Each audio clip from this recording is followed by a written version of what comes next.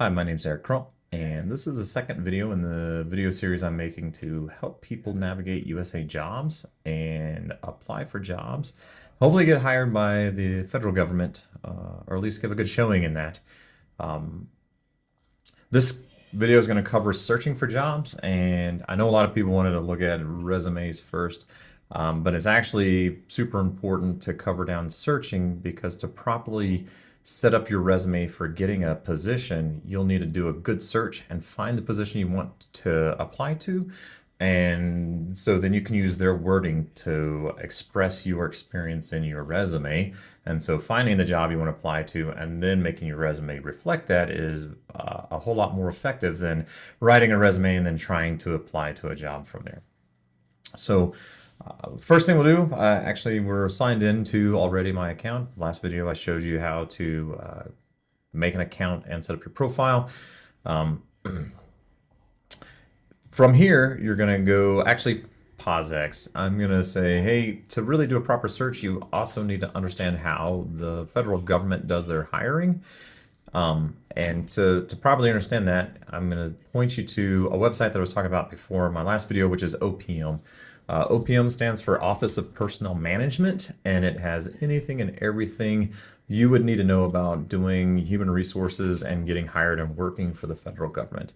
And so on OPM, to understand the different job categories, the government loves to have frameworks and systems to everything. It makes it much more manageable when you have millions of people working for you. It can get a little bit hard to track everybody. So the government has a system set up. It's very similar to the Department of Defense, like if you're in the military, with how they categorize work areas and job areas. And so I'm just going to quickly point you to how you can kind of see that. So on the OPM website, www.opm.gov, make sure it's the .gov, not the .com. .com will take you to a site that you don't probably want to go to. Generally it's kind of like a phishing website. So it looks like the government's, but it's not the government's, and you don't want to put personal information there. Anyway, off of that, you're going to go to OPM and then you'll go to the policies area. So up here is about policy, insurance, etc. Go to policy and you're going to come down and you're going to see classifying general schedule positions, qualifications for requirements for general schedule and other occupations in the federal government. Man, that's a mouth twister. I think you can go through either of them. I'm going to go through the qualifications because it's where I kind of went before. And then if you come down here, you'll see a hyperlink at the bottom, right? How about this? Familiarize yourself with this website. It tells you anything and everything about it. It's just a huge read. So if you get lost in any of this set, you can always just come over to OPM and start searching for what you want to see. You come down here to the Handbook of Occupational Groups and Families, and you can actually download this, right? And so we're just going to click on the handbook. Feel free to look at the rest of them. This is all easy. Like this classifier's handbook, this is for managers so they can know how to classify the job that they're trying to post to have somebody hired to. We're going to click on the occupational groups and families, and I just want to show you this because you'll see that the handbook talks about everything, but it gives you the groups for the jobs set, right? And so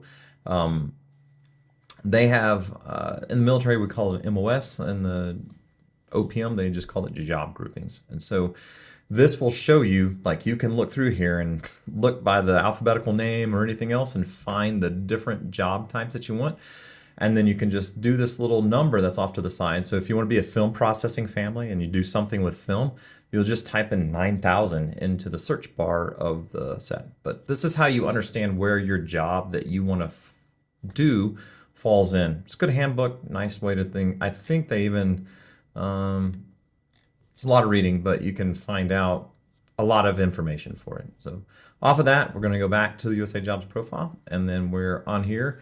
When you sign in, you come into your dashboard, you see I have 0 applications, 0 saved jobs, 0 saved searches. We're going to do a search and then save it. So you're going to go upper right hand corner to the search tab, and it's just going to drop down the keyword bar. You can search by location or remote, or you can use a keyword like I'm a cybersecurity specialist, so you can type in cyber. But I'm going to show you a more efficient way to do that, to actually search for jobs that you might want to do. So we'll go cybersecurity officer. Yep. And so now you've done this search and it's returned back all the positions that are cybersecurity officer positions. And then we need to refine this down further. So if you look, it's just got cybersecurity officer. You can come up in here and now further refined by like city or location. Let's see, I don't know. What's a good place? Well, Washington, D.C. is already there. So we can do, or maybe Virginia. And then so now it's filtered down all the cybersecurity officer positions in the state of Virginia. And you go in here and you see like, hey, it's McLean. A cool part and a cool thing for the search area and for USAJobs in general is it gives you a map. If you click on that little map dot, it'll show you where in Virginia this actually is for McLean. Doesn't give you point specific to like a building or anything, but if you don't know where McLean, Virginia is, it'll pop up a map and show you. The other thing to keep in mind is right here you see hiring paths. So jobs only open to current federal employees of the agency. So you've got to already be a employee of the Office of the Director of National Intelligence, or accepted service. So you've been in and you're in there's accepted and competitive and accepted. Accepted has like some special caveats to it, and then the competitive is you're competitive against everybody else. But these jobs, this one specific job is only open to those types of hiring paths. So you already have to be in the federal government. We're going to come down a little bit further and we'll see this one is the bunch of little people. This job is open to U.S. citizens and nationals who owe allegiance to the United States. A couple of things to keep in mind is that there are pay scales in the federal government. It goes from GS1 to GS15, 1 being the lowest, 15 being the highest. And then in each one of those GS positions, there's 10 different steps. So you can be a GS9 step 7, and that you've got increased responsibilities and pay for being in that 9 position. So it's almost like a rank within the pay step. That helps out, keeps people in positions and pays them a little more money and gives them the ability to progress in their career without having to change jobs as much. Some of the other things that you can come down, and this is where appointment types come in. And so permanent, that means permanently, it's not temporary. This job's not going away. So we can filter by permanent. You can filter by department and agency if you want to. We won't do that. That's a lot of people to filter. You can filter by location. And this is like, so offers relocation assistance. So if you want to move and they pick you up, they will help you move. They'll pay for part of the move or all of it. Offers telework. We kind of covered that in the last one. Telework is you get to go in the office only like 1 day a week, but you still have to go in the office. The rest of the time you can work from home. Yeah, we'll filter down by telework. And then you can close down the pay bands, right? So if you are a brand new person into doing whatever your job field is, like if you're an IT guy and you just got out of college or you just got your certificate and you've never done any IT work, you've just had training, you're not going to be able to apply for the more senior level positions like GS 11, 12, 13, 14, 15. And those are covered in OPM as well. So I would refer you back to OPM. I've read that website a lot. It tells you pretty much everything you need to know. That handbook I was talking about goes through like job classifications and what it takes to actually rate to be in that GS level. So experience or knowledge base wise. And so since you guys are all going to be probably, you can do it by salary. Like I want to show all jobs that are between the salary of $74,000 and $500,000 a year. I'm going to be realistic. If you don't have a lot of experience in a job category, I would say start off for an IT guy with no experience, probably okay at $50K a year. I think that's GS 9, 11 or 9 position. And then it'll show me jobs that are all the way down to $53,000 a year and up to the max of $131,000. And that can kind of help you filter down of like, you shouldn't apply to a GG 14 position if you are a brand new guy, and vice versa. I mean, you don't want to see all these jobs that are way below your competency level and pay range. Like filtering it down is part of IT work, right? Like filter down the data so we can see and make it easier on ourselves. So we've done that. Position sensitivity and risk. So non-sensitive. This comes to like how much they'll call on you when emergencies happen, basically. And it kind of goes with the categorization for clearance level.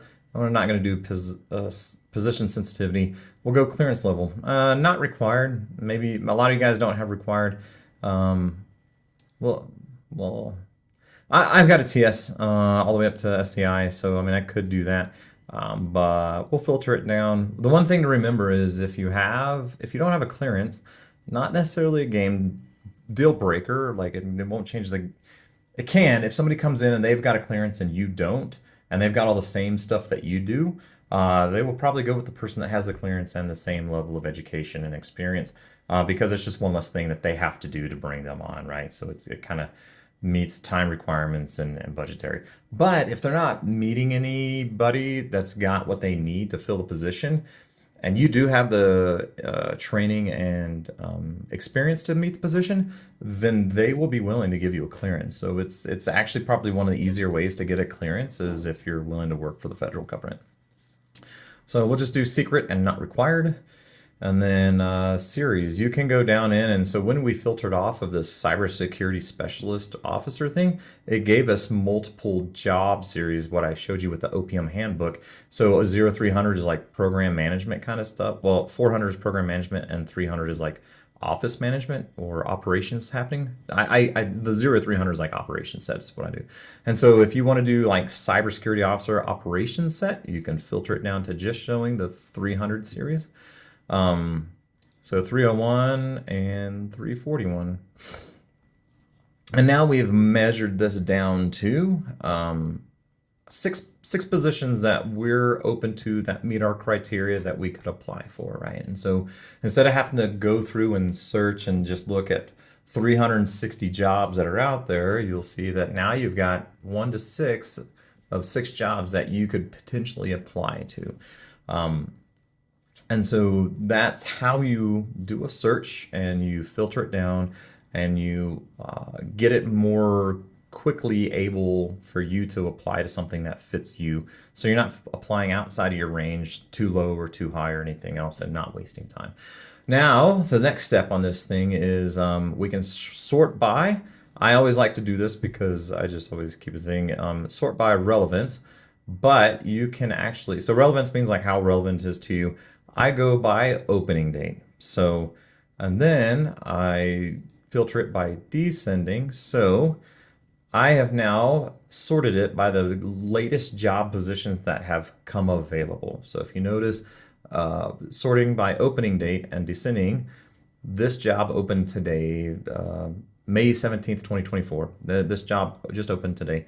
The next one opened was 4 days ago on the 13th. And so on and so forth. And so this really helps you try to apply to jobs that have a lot more time for you. If you jump on and you're trying to quickly apply to a job that's only got like today, you got to get it put in today, you're going to feel rushed and you're not going to be able to maybe tailor your resume as well or anything else. So I try to stay on top of that and look for the most current things. And then give myself plenty of time to adjust my resume. If I need to upload new certs or change things out or anything else, I have the time, room, and less stress of being able to apply to the position properly. The next thing I'll cover, probably the last, is saving the search, right? And so you click on Save this search right here, and you can name this search, blah, blah, blah, great search. Right, and so it will notify you by the email that you have assigned to your account. So mine's the not the hiring manager at Yahoo. You can save this to notify you daily, weekly, monthly, or never. But I have mine saved to daily because when I get my searches dialed in and I'm getting positions that I think I would be interested in, want to do, and would pay the right amount of money, and I match kind of their experience levels, then it just tells me every day in an email. I get an email every day. I think it happens at like midnight, 1 o'clock in the morning, actually, as the date clicks over the calendar. But just click save that. And now search has been saved. And you can go and look at the saved searches that you have. Hey, look, it took me back to the dashboard, right? And so now I have a great search. that I save that's going to alert me daily via email. So I'm just going to get an automatic email in my account that says, hey, here's the 5 or 6 positions that showed up. And then the cool thing is if they don't have any positions that match your search, it won't send you an email. So you don't have to worry about just getting spammed with a lot of email. It won't send you it if it doesn't match your criteria. But if you want to hurry up and quickly go in every day, you can just have these searches saved and you go in and click results and it's going to take you right back to where you were. Hey, look, it's filtered by the opening date in descending order and it's got all the little items selected that I wanted, right? So it keeps all of your sets that you wanted to do and track. And then, yeah, so we can go back to our dashboard by just clicking our name and we have to save searches. We're not applying for anything yet because now we need to go in and look at the job series so we can set up our resume and go from there. That's the end of this video. We'll move into how to look at the job descriptions and start creating a resume in the next couple of videos. Thanks for your time and looking at my channel. Hopefully I helped you.